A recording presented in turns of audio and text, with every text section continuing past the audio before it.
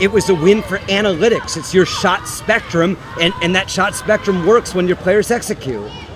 Yeah, we want to generate free throws first and foremost. Got the line 14 times. Obviously, we want to do that a little bit more, but we generated open looks, 34 threes, and I would say the majority of them were comfortable feet set threes. We didn't shoot a lot of challenge ones, although there were a couple of them.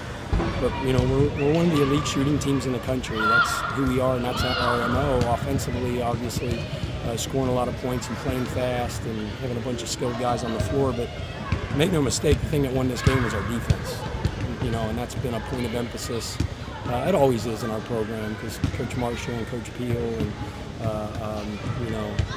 all those guys that played, Torres Robinson, one of the best defenders ever to play here, and all those guys, tough, nasty guys. So that always has to be our MO, and I think we lost that a little bit. And after the Davidson game, we went back to the basics and really locked in on our defense, and that's what won the game. And I told our guys that in the locker room, how proud I am of them, carrying out the game plan. It's hard with a one-day turnaround and you're traveling across the country. And that's a credit, to our staff. Mike Allen had the scout. He did an unbelievable job of briefing me and getting our guys prepared and ready in a very, very short amount of time. Josh Ferguson, I thought, was phenomenal tonight, 26 and 10. I think he felt a little challenged and a little jilted because, the whole talk, that you read in the papers and things like that was, how they were going to go inside and challenge our big guys and challenge our post players. And they did that to start the game. They punched us in the mouth and went up 9-0 or 8-0, whatever it was. And after that, I thought our post guys really did a great job, and our perimeter guys really made it tough for them to get the ball in there. But 26 and 10 is a really, really big time performance by Josh.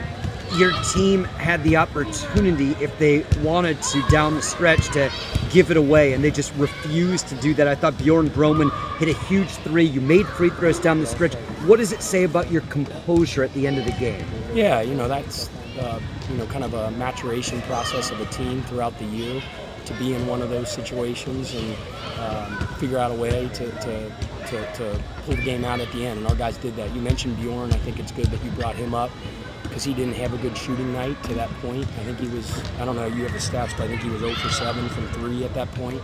And that was a huge point in the game. I think they cut it to 8, and they backed up off him off of a pick and roll, and he shot, a 22-footer and found the bottom of the net. But, we talked about that in the locker room too, because he was over there on the bench as an upperclassman does, and he was getting in Mike's ear because Mike was hanging his head, Michael Anumba, and he was kind of, woe is me, feeling sorry for himself a little bit because he wasn't playing great, and Bjorn just kept telling him, you got to be ready, next play. And sure enough, Bjorn told him, he goes, I'm not even shot the ball great all game, but I got to be ready when the next one comes. And sure enough, he bangs it and he looks over at Mike and screams to him, I told you.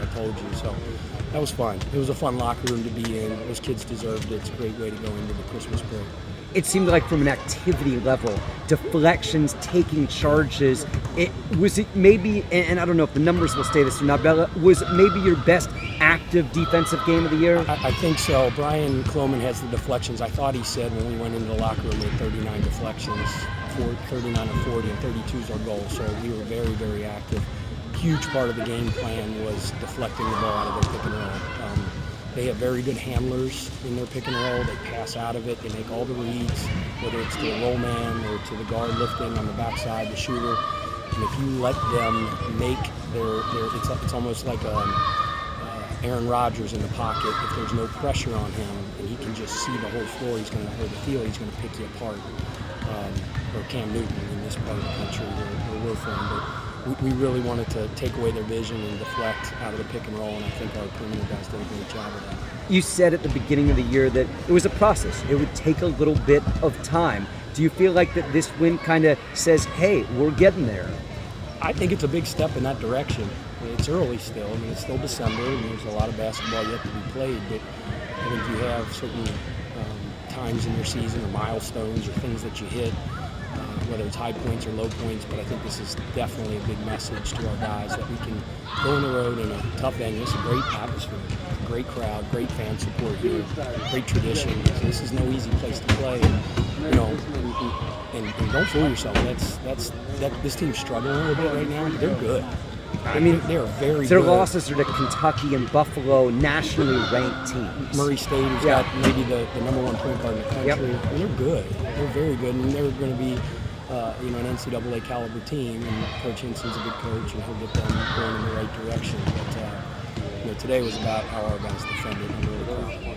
Coach, have a happy holidays, and we'll see you at the Coliseum on Saturday. All right, Dave, Cheeks, thanks so much for all you guys do, and Merry Christmas.